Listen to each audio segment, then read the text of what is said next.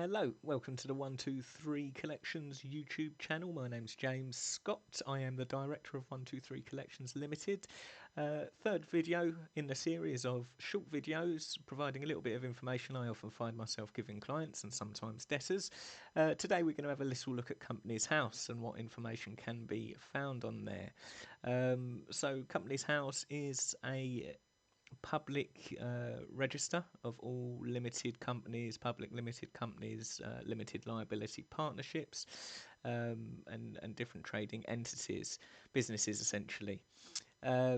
It's not so much giving a detailed credit check, but you can learn a lot about a company from the information provided on Companies House. So that's what we're going to have a look at today. And obviously it's free and it's all available online.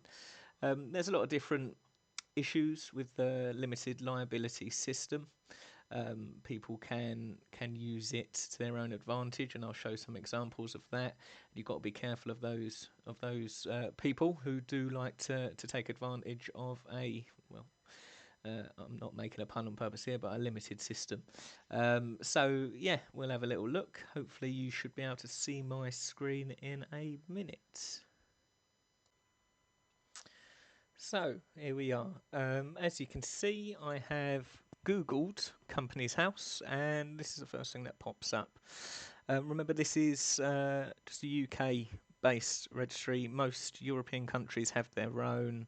This is the UK company register, and this is where you'll come to when you're first there. So click on Find Company Information.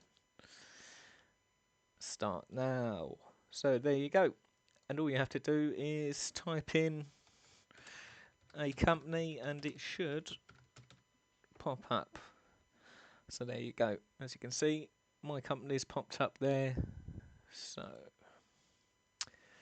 we have a little look at it. So this is the front page, the overview, and it doesn't look like there's a lot of information being provided, but there's more than you think. So the company status, this is very important. There's about half a dozen different company statuses to look out for. So active, that's the best one. That's the one you want to see. It just means active and trading. Nothing really else to worry about. Active is a good sign always. You can see the registered address if you have to send, say, for example, a debt's disputed and you're sending a letter before action, a final sort of demand letter. Always make sure that a copy is sent to the registered address. That's very important. That is the official address of the entity you're chasing the money from. It gives you the company type, and it just gives you the nature of the business and that sort of thing. So let's have a look at a few different companies with differing company statuses and try and work out what they mean. And I've chose these ones at random. This is quite a common one. Active proposal to strike off. It's still technically active, so the company is still technically trading. A proposal to strike off means it is in the process of being closed down. This can happen for a number of reasons. Could potentially be they haven't filed their taxes on time. So there's probably a lot of people right now who are rushing to get their taxes in and avoid the fines and get this changed back to active. But sometimes people voluntarily make select an active proposal to strike off. Essentially what they do is they say they haven't got any outstanding debts, they're no longer running the company, they want it to close down. And regardless of whether it's voluntary or involuntary, the proposal to strike off, you can object it. So you can email Companies House and say, look, this company, this entity still owes me money, and it's not resolved yet, so don't close it down. When it's got a proposal to strike off, it is essentially assuming that all matters have been resolved and there's no outstanding debts, whether it's voluntary or involuntary. So as soon as you see that, if you're already owed money by this company, you should email Companies House straight away. I'll leave a link to the Companies House email address where you can do that. in the section below this video. So yeah, look out for that. That's quite important, and it's also quite common, and it could be for a number of things. Like I say, that there's an active proposal to strike off. So let's have a look at a different status. So we got Debenhams, famous company, obviously in liquidation.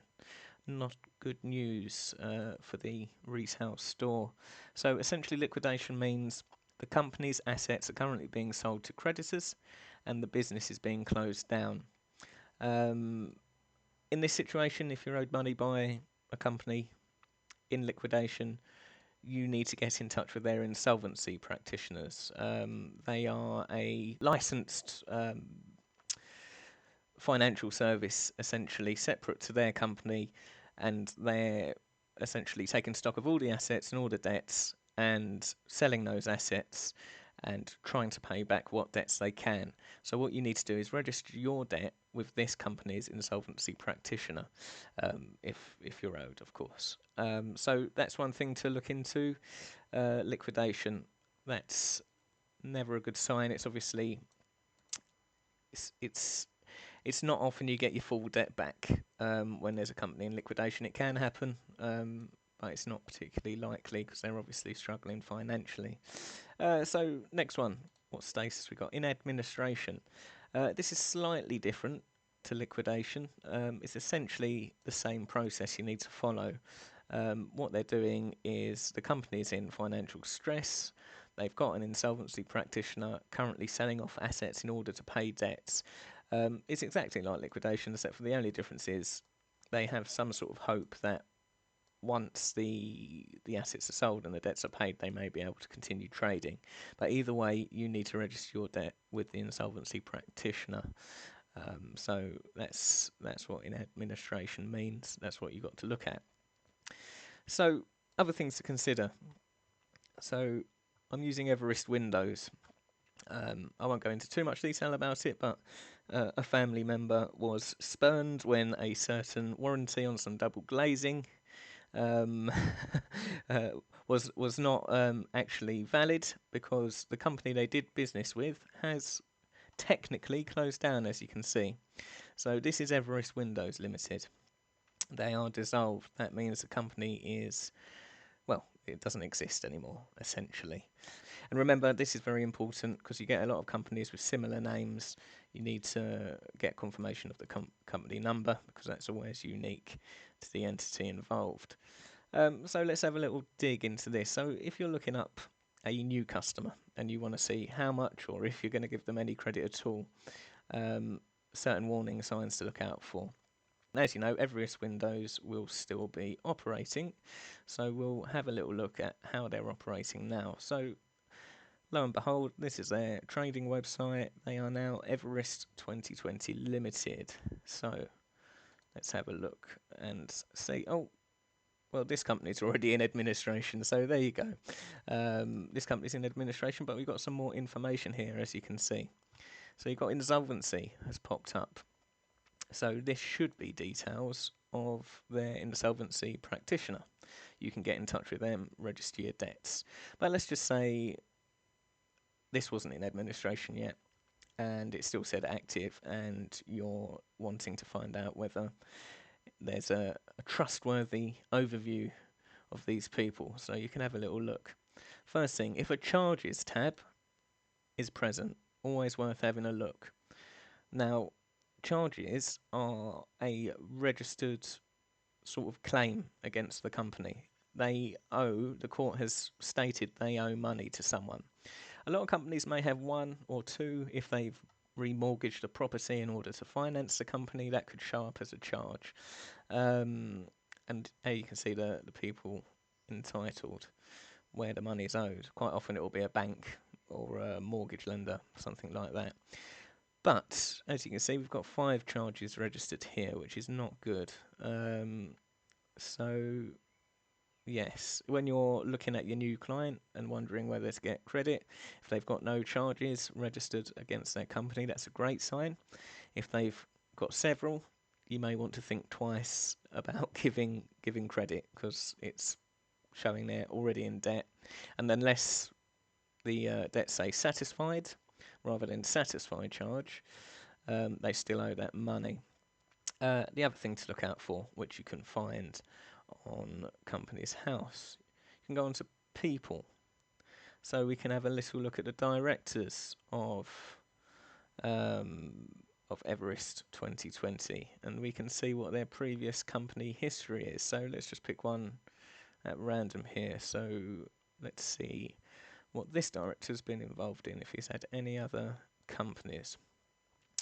Yes, total number of appointments 25. The whole point of a limited liability company is that it protects your personal assets in the event of debt, losses, or legal claims. Essentially, you don't owe the money, your company does. You're not liable, the company is. So when you've come across someone, especially someone who's had so many dissolved companies in such a short space of time, 2014, this one's active. Liquidation 2017, in administration 2017, dissolved 2017. As you can see, I don't know the specifics, but looking at this, I wouldn't suggest this person who has been the director of well over a dozen companies that have dissolved within 5 years.